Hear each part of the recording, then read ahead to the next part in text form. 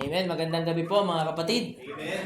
Amen. Salamat sa Panginoon. So I praise the Lord muli sa pagkakataon na ipinagkaloob po sa atin upang mag-aral ng kanyang salita po, upang ituloy ang atin pong pinag-aralan nung nakaraan. So ako po ay nagpapasalamat sa Panginoon sapagkat nananatili po siyang tapat. Gusto ko lang po din magbigay ng konting testimony sa Panginoon. Alam niyo po, ang gawain po ng Kagbalete ay isang malaking gawain. At habang tinitingnan ko po ito, parang naiisip ko na, Panginoon, parang masyadong malaki para sa akin na nag-uumpisa lang. Parang kaya ko siya siguro first couple of months, pero feeling ko parang magiging overwhelming para sa akin. Kasi parang pakiramdam ko ay hindi pa ako masyadong equipped para sa sustainability ng gawain, kasi pioneering pa lang. But I praise the Lord kasi habang pinagpe-pray ko po yun na, Panginoon, ihanda mo po ako. Alam niyo po yung sumupport sa akin before sa Canada, nag-reach out sa akin. Sabi niya, Pastor, kausap ko si Pastor Ariel Abadiano. Kung natatandaan niyo po, sana mag-schedule tayo nung Story of Hope, yung pong parang lesson plan about evangelism and discipleship. Sabi niya sa akin, Pastor, meron po dito sa may Dasmariñas na magagawa po sila ng Story of Hope. Kung baka gusto niyo pong umattend. Sabi ko po ay maganda po yun. Para sa akin po, natuwa talaga ako kasi para sa akin yun yung answered prayer ng Panginoon na hindi mo ba, feeling mo hindi mo kaya, ito yung training na para sa'yo. And ako po yung natutuwa sa Panginoon kasi napag-alaman ko po alam ko pala talaga, na-realize ko na may bayad pala yun nga pala. So, 1,000. So, sabi niya, okay, Pastor Dan, i-sponsor kita, 1,000, tapos magsama ka pa ng 4. So, sabi ko, pwede pa ako magsama ng 4 mula dito. So, may mga chinat po ako na pwede kong isama doon.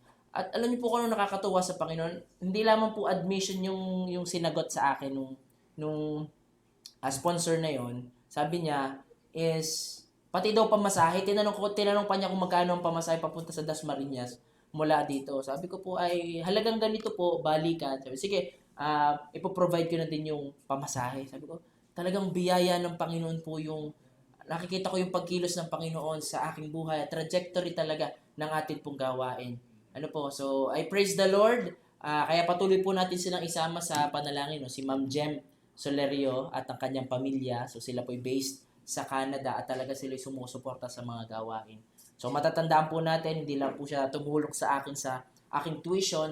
Ilang beses din po silang nagbigay para po sa mga Bibles na atin pong nangala po tayo ng Bibles. So talagang bukas ang palad nila sa pagtulong para sa gawain ng Panginoon. At wala po silang hinihinging kapalit Wala po silang sinasabi wala po silang ibang agenda na kumbaga wala talagang hinihinging kapalit. Basta sila makatulong, maipakita mo na may ginagawa ka. Kasi natuwa sila nung sinandan ko sila nung picture galing po sa Kagbalete before. So, talagang salamat sa Panginoon, at gumagamit ang Panginoon. Sabi nga nung kataga ay, where the Lord guides, He provides.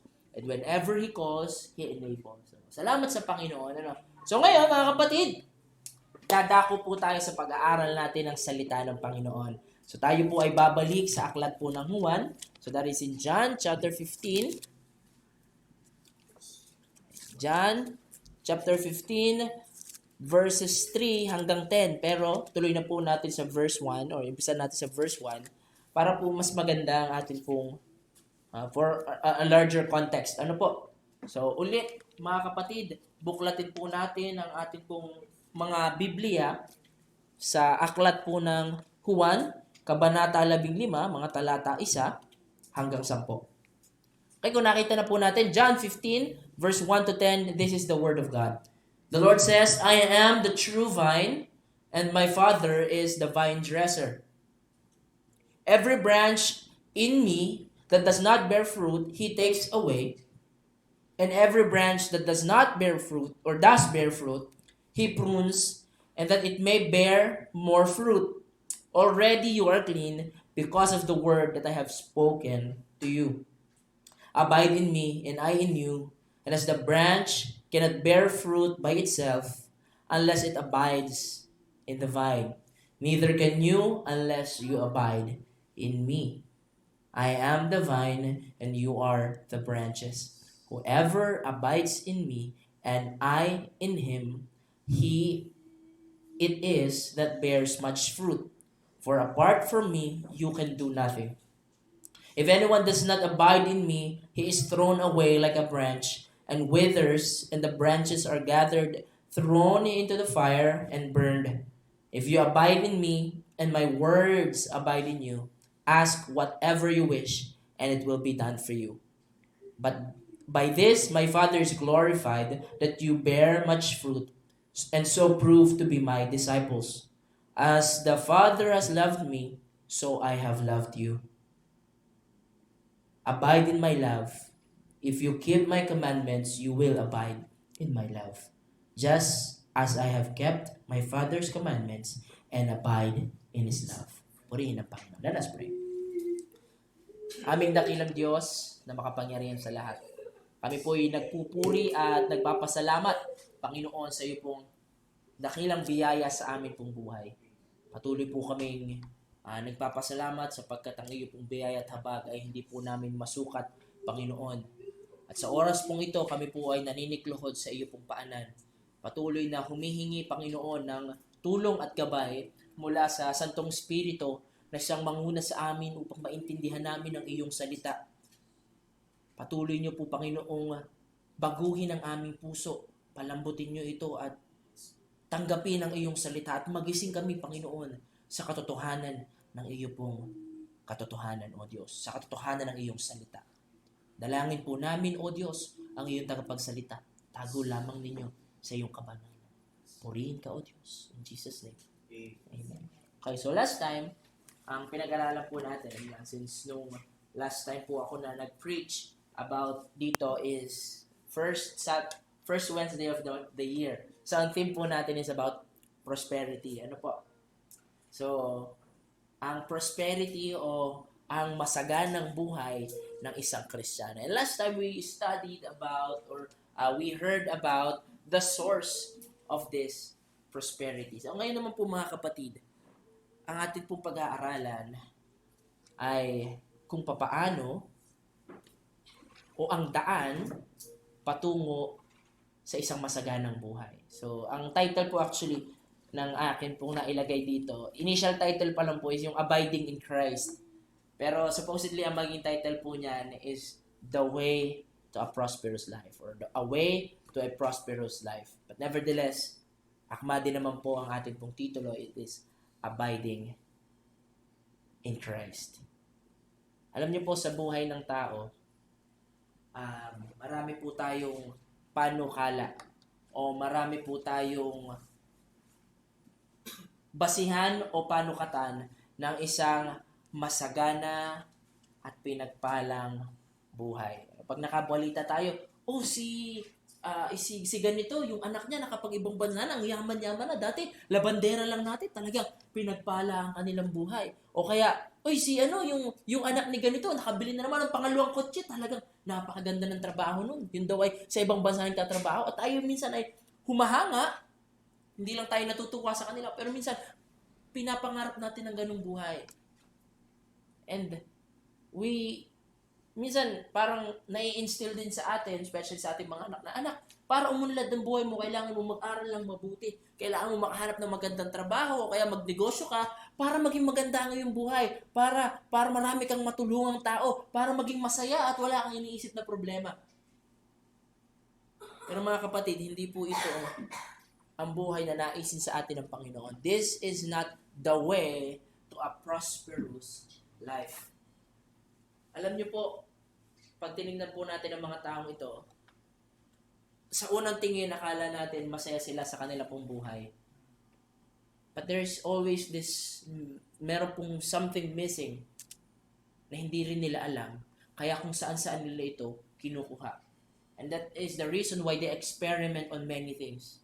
They try yung mga substance na hindi maganda pero inaabuso nila or sinusubukan nila maghanap sa iba't ibang mga grupo or iba't ibang samahan para magkaroon ng meaning ang kanilang buhay.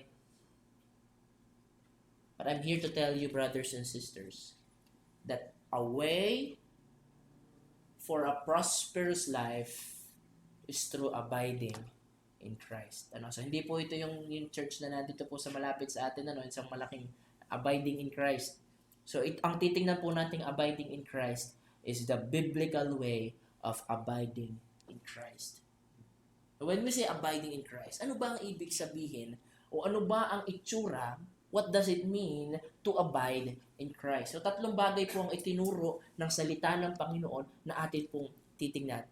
What is abiding in Christ? So those 3 realities are, first, abiding in Christ means relational. It is relational. Again, abiding in Christ is relational. Secondly, abiding in Christ is first, it's relational. Second, it's biblical. And third, abiding in Christ is devotional.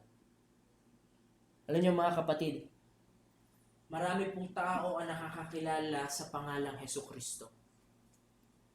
Nung pong nag-young people kami, ito yung naging topic namin na sino ba si Jesucristo? Who is the Lord to you?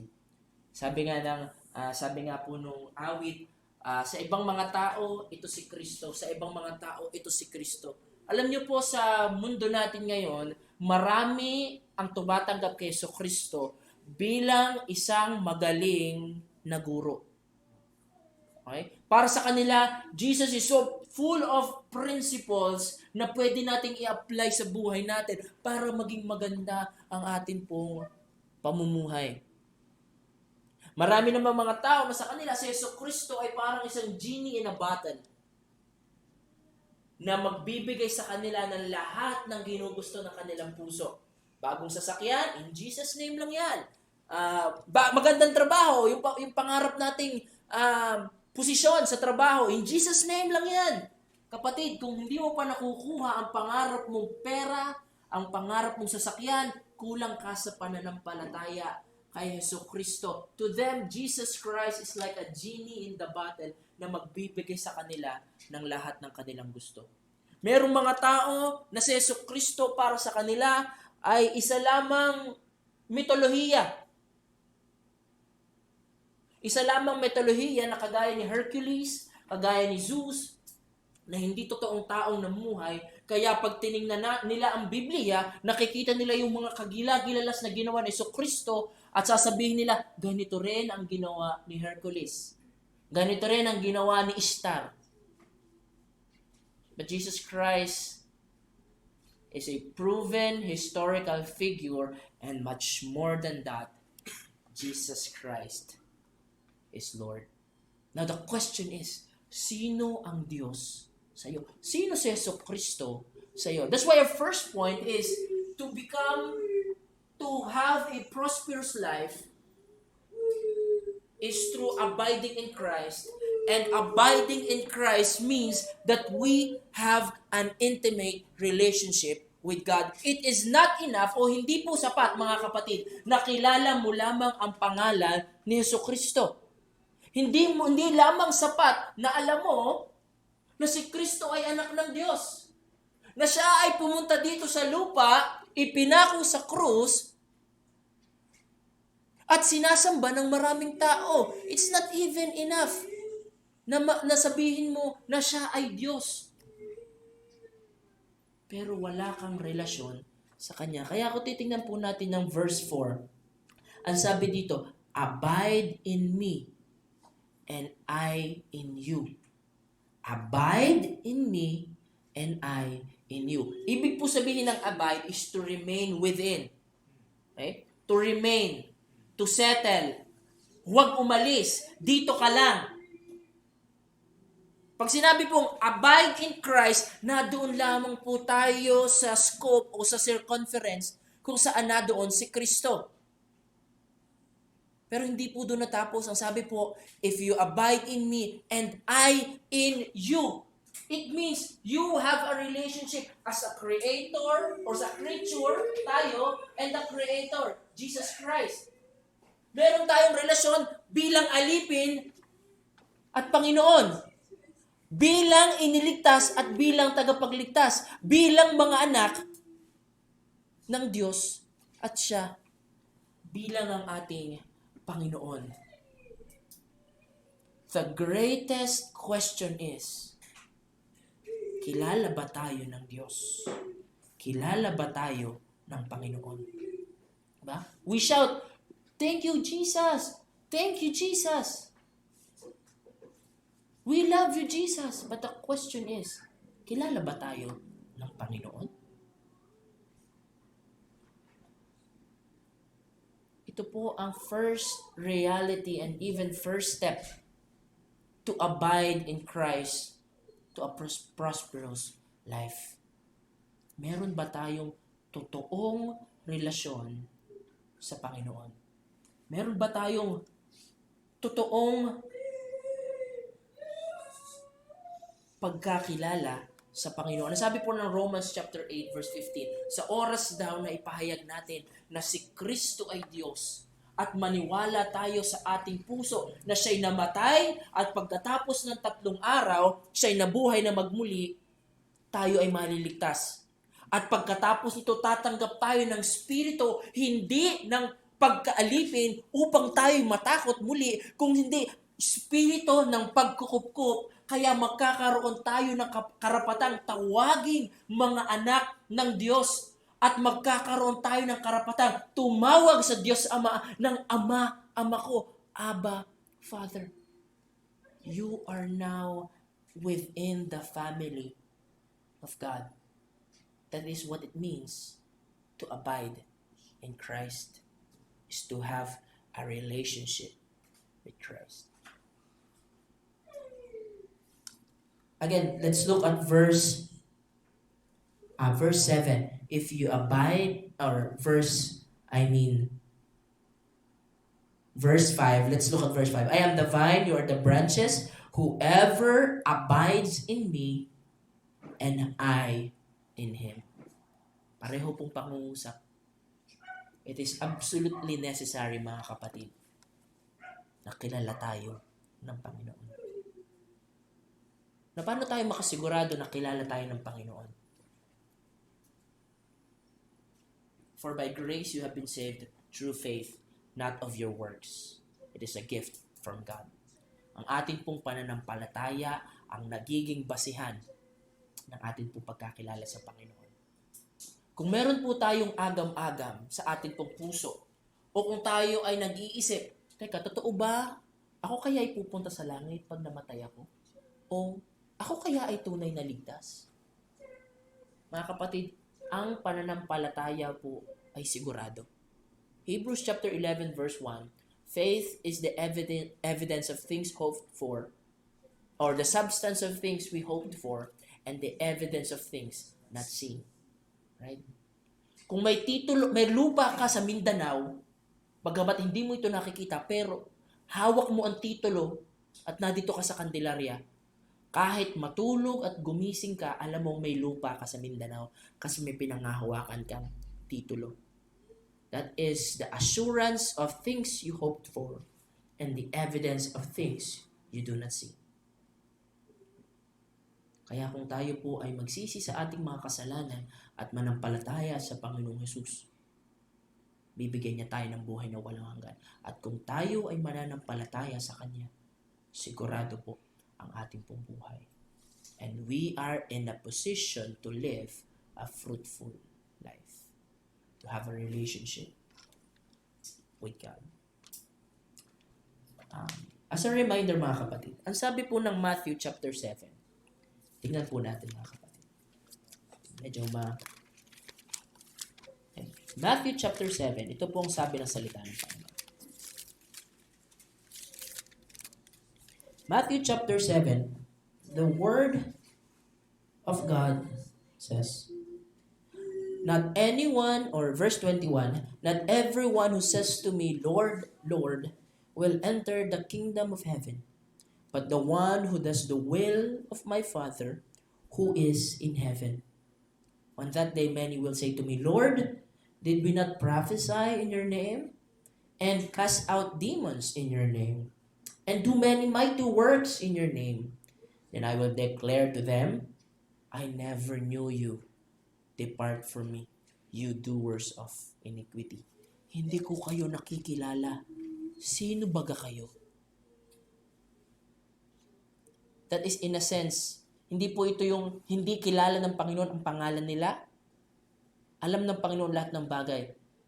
But knowing in a sense that I have this relationship with you. So siguraduhin po natin mga kapatid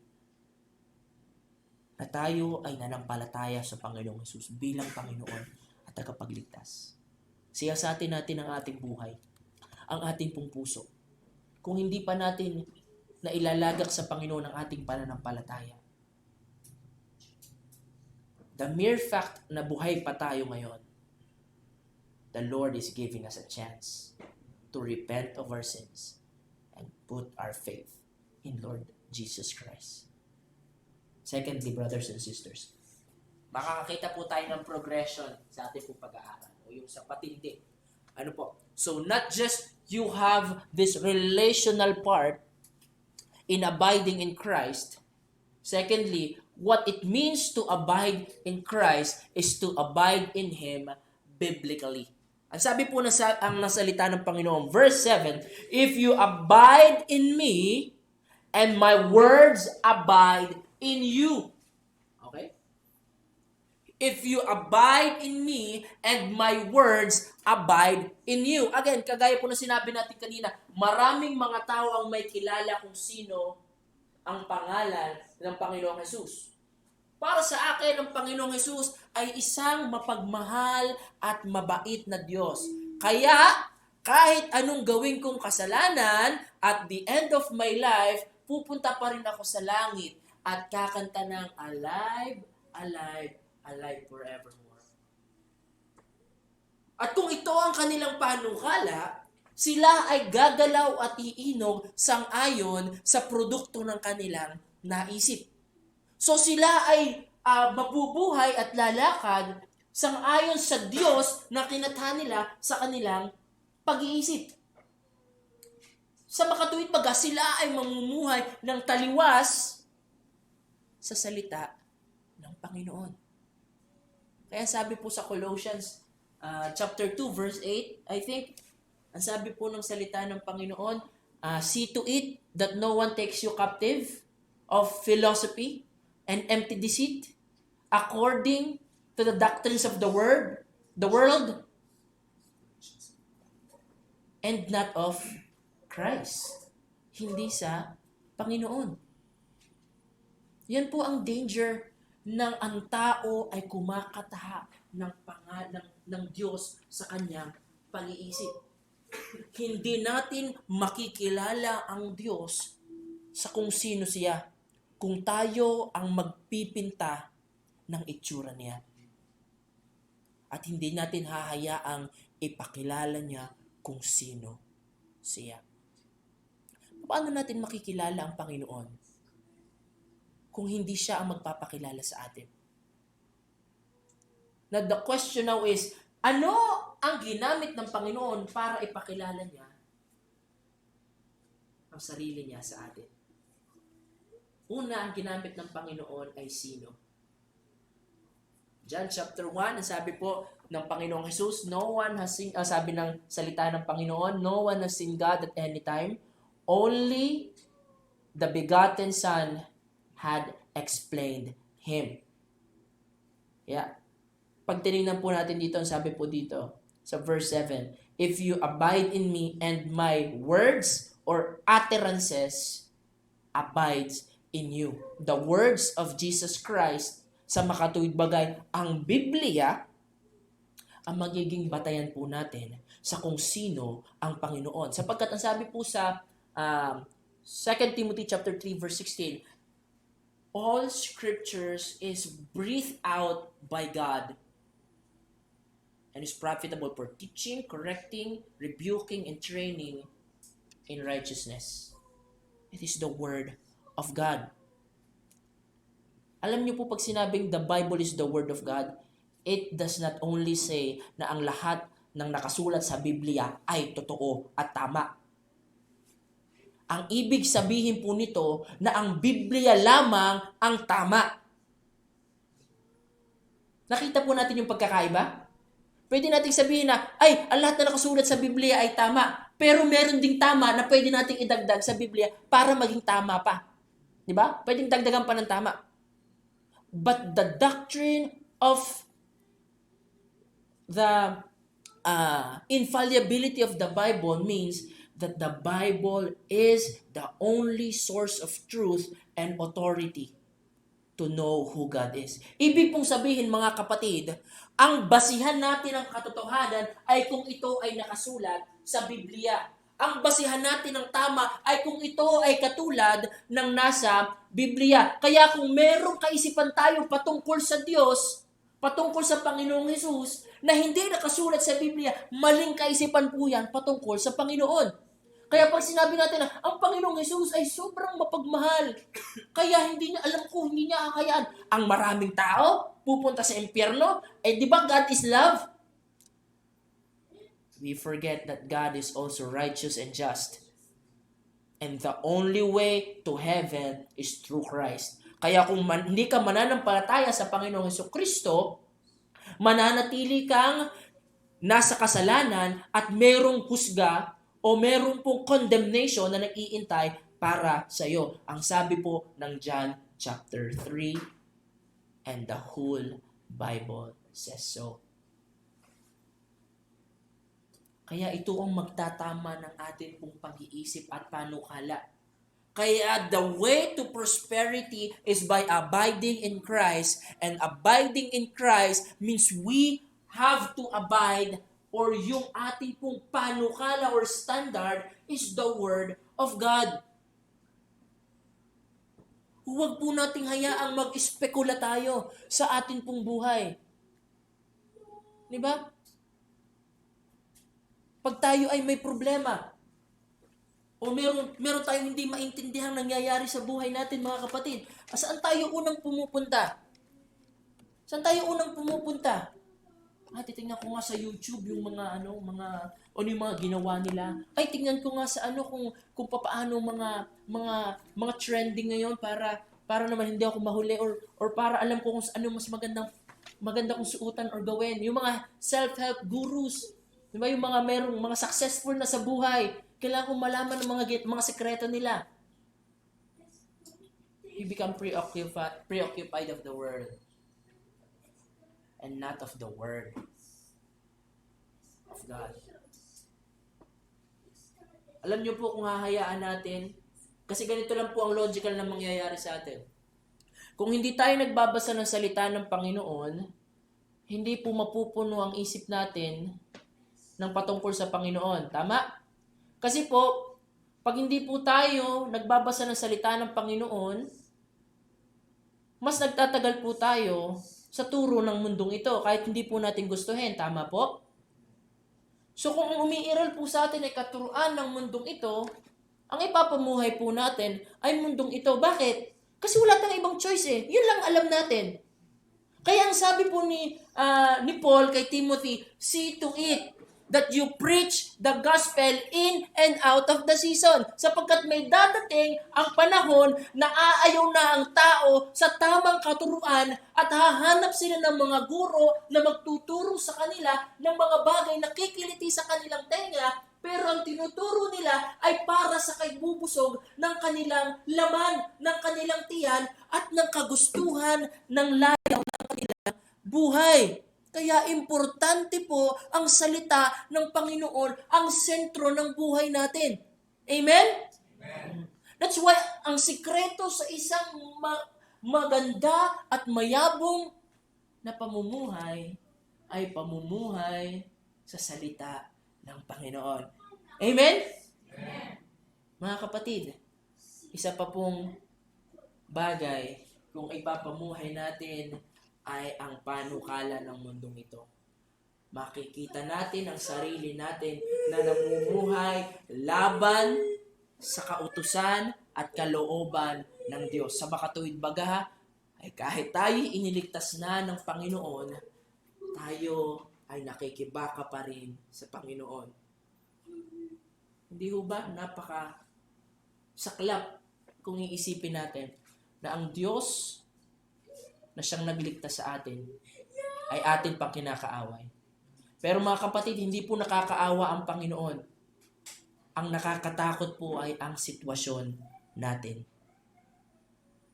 The Lord is not mocked. Walang bagay ang papalampasin ng Panginoon. So it is in our good interest to live according to the Word of God. Para po tayong namumuhay o natatandaan niyo po ba yung mga batang na-trap sa Thailand, sa kuweba? Hindi po nila napasok yun agad. Ano po? Kasi pinag-aralan po nila ng mabuti yon kasi po madilim yung kuweba. At medyo delikado, pagpapasok sila ng walang plano at hindi nila nakikita yung kanilang pupuntahan. Kaya masusi po nilang pinag-aralan bago nila nailigtas yung mga bata. Alam niyo po ang isang Kristiyano na mamumuhay sa mundong ito na wala ang salita ng Panginoon, para siyang isang taong sumuot sa kuweba ng walang liwanag at walang mapa. 100% kamatayan na naghihintay sa kanya. Kaya mga kapatid, mamuhay po tayo na sang-ayon sa salita ng Panginoon. Amen? Thirdly, mga kapatid, again, ito po'y hahakbang ng isa pang baitang. A way to a prosperous life is by living in devotion with God, or devotion to God. Abiding in Christ, number 3, is devotional. Abiding in Christ is devotional. Let's go to verse 8. Ang sabi po dito, by this my Father is glorified, that you bear much fruit, so prove to be my disciples. As the Father has loved me, so have I loved you. Abide in my love. So not just abiding in Christ, abiding in the Word, but also abiding in love. So the last key to a prosperous life is abiding in Christ with love. Again, to remain in Christ means to be in love with Christ. Mga kapatid, tayo po ay iniligtas ng Panginoon dahil ang motibasyon po ng Panginoon ay pag-ibig niya sa atin at ang kanyang dakilang habag at biyaya. Ang sabi po sa Ephesians chapter 2, because of His great love, or because of His tender mercies, and His great love with which He loved us, made us alive together with Christ. We experience the love of God when we received Jesus Christ as our Lord and Savior. That is by grace, through faith. Doon natin na-realize o doon natin naramdaman ang tunay na pagmamahal. At doon tayo unang natutong umibig ng totoo. Kaya nga tinatawag tayo ng Panginoon na ipamuhay ang kanyang pagmamahal. Ngayon ang tanong, paano ba tayo mamuhay sa pagmamahal? How do we abide? What does it mean to abide in love with Christ? Paano tayo magmahal? Ang sabi po ng salita ng Panginoon, verse 10, if you keep my commandments, you will abide in my love. Yun. Loving is obeying. Alam nyo ba yun ang tunay na kahulugan ng pag-ibig? Ang pag-ibig po is more than just feelings. Love is more than just sweet words. Love is more than just words of affirmation and recognition. Love is action. Ang tunay na pagmamahal ay gumagalaw. That's why I can confidently say na hindi po totoo ang naging pagmamahal ng Diyos kung hindi nagkatawang tao ang Panginoong Hesus at ipinako siya sa krus. Hindi po pwedeng sabihin na, for God so loved the world that He wants people not to go to hell. Pero wala naman siyang ibinigay na way para makapunta sa langit o makaiwas sa impyerno. Kaya ang sabi sa Romans 5:8, God demonstrated His own love towards us, that while we are yet sinners, that while we hate God, while we are enemies of God, while we don't want to be with God, He died for you and for me. He died for the ungodly. John 3:16, yung pong for God so loved the world.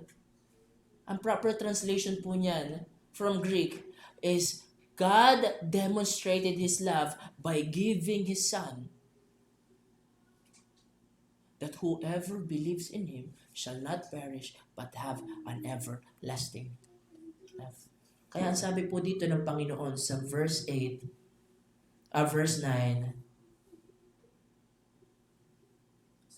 verse 10, let's go to verse 10 pala. If you keep my commandments, you will abide in my love, just I have kept my Father's commandments and abide in His love. That is the pattern of abiding in Christ with love.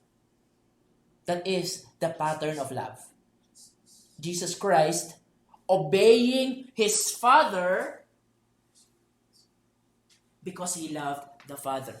Alam niyo po, sa Biblia, meron pong ibinigay na example. Meron daw dalawang anak na pinagbili na ng kanilang ama. Halimbawa ay sa isang setting natin sa bahay. Anak, ikaw ang maghugas ng pinggan. Ayoko maghugas ng pinggan. Katatapos lang namin ng school, di pa ako nakakapag-cellphone. Ayoko mamaya, ayoko maghugas ng pinggan. Yung isang anak naman, anak, ikaw ang maglinis ng bahay. Sige tatay, akong bahala dyan. You can go. I can do it all. Tapos, pag uwi ng tatay, kinagabihan, nakita niya, hugas ang plato, pero ang dumi ng bahay. Sino sa kanila ang umakto sa pagmamahal? Yung humindi, pero ginawa? O yung umoo, pero hindi ginawa? Diba? That's why love is more than just a word. It is an action. And God's action is a sacrificial action. Yan po ang sinasabi. Kaya po, agape love ang ginamit. That is the love of God towards us. Self-sacrificial love. And that is the same love na ginamit dito. If you abide in my love, abide in my agape. That is the same Greek word that is used here. We have to keep the commandments of God. Therefore, it's not enough that we know the Word of God. Right? We have to follow the Word of God. Ang sabi po ng Panginoon kay Joshua, let this book of the law not depart from your mouth, but meditate on it day and night. And be careful to observe what is written in it. You will have good success. Right? Mga kapatid, that is what it means to abide in the Word and to abide in love. To do the commandments of the Word of God with enthusiasm and respect and praises to God. Kaya pag sinabi ng salita ng Panginoon na we love our enemies as ourselves, pag ba nadapa, alam mo, nadapa yung kaaway natin. Ano ang ating naging reaction? Puti nga sa'yo. Isa pa. Or, diba? Nangiti tayo pag merong masamang nangyayari sa atin pong mga kaaway. Grabe po, ano? But the Lord called us to love. That is the only two commandments of God. if we summarize the commandments of God, 2 lang. Love the Lord your God with all your heart, mind, your strength, with all your soul, with all your being. You love God. Secondly, love your neighbor as yourself. Yan po ang pagkatawag sa atin. Ang mahalin ang salita ng Panginoon, mahalin ang Diyos, mahalin ang salita ng Panginoon, at sumunod sa Kanya ng walang pag-iimbot, walang pagdadabog, at may buong pagtitiwala.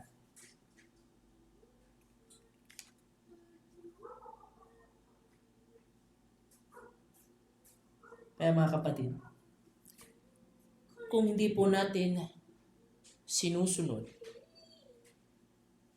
alam nyo kung hindi po natin nababasa ang salita ng Panginoon, of course, hindi natin alam kung paano sumunod sa Panginoon. Okay? Kaya, it's important na basahin natin ang salita ng Panginoon.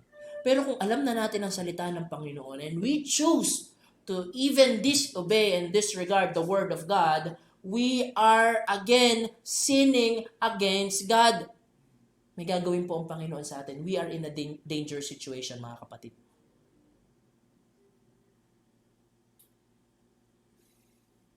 Kaya, the way to a prosperous life is to abide in Christ. How do we abide in Christ? First is that we have this saving relationship with Jesus Christ. Second is we should abide in His Word. And we should abide with love. And that is in obedience sa Kanyang salita. Kung mapapansin nyo po mga kapatid, ay marami tayong mga verses na, or marami tayong mga talata na nilakdawan. Mga ilang portions lang po yung ano na natin. Kasi yan po yung reward na nag-iintay sa atin, and that will be next time. The rewards that na nag-iintay sa mga taong sumusunod sa kalooban ng Panginoon. Sa makatuwid baga ang isang masaganang buhay. Tayo po'y manalangin. Aming dakilang Diyos na makapangyarihan sa lahat. Salamat, Panginoon, sa iyo pong salita. For once again, we are confronted by your word. Panginoon, alam po namin na ang iyo pong salita ay mas matalas pa sa isang tabak na magkabilay talim. Dalangin po namin, O Diyos, na ang komprontasyon po ng salita ng Panginoon sa amin ay magdulot sa amin na mas lumapit po kami sa iyo. Mas lumago, Panginoon, ang aming pong pananampalataya sa iyo. And magsimula kami, Panginoon, na mamuhay sang-ayon sa iyong kalooban. Again, O Lord, we thank you for we know na hindi pa po huli ang lahat. The mere fact na kami ay nakaupo at naandito sa iyong harapan goes to show that you are giving us an opportunity to live a life that is well-pleasing in your sight, O Lord. Kaya, Panginoon, dalangin po namin ang kalakasan na nanggagaling po sa inyo, ang pangunguna ng iyong Santong Espiritu, at ang kaliwanagan na nagmumula sa iyo pong salita. Mamuhay kami na sang-ayon sa iyong kalooban. Purihin ka, O Diyos, sa pangalan ng iyong anak na si Jesus. Amen.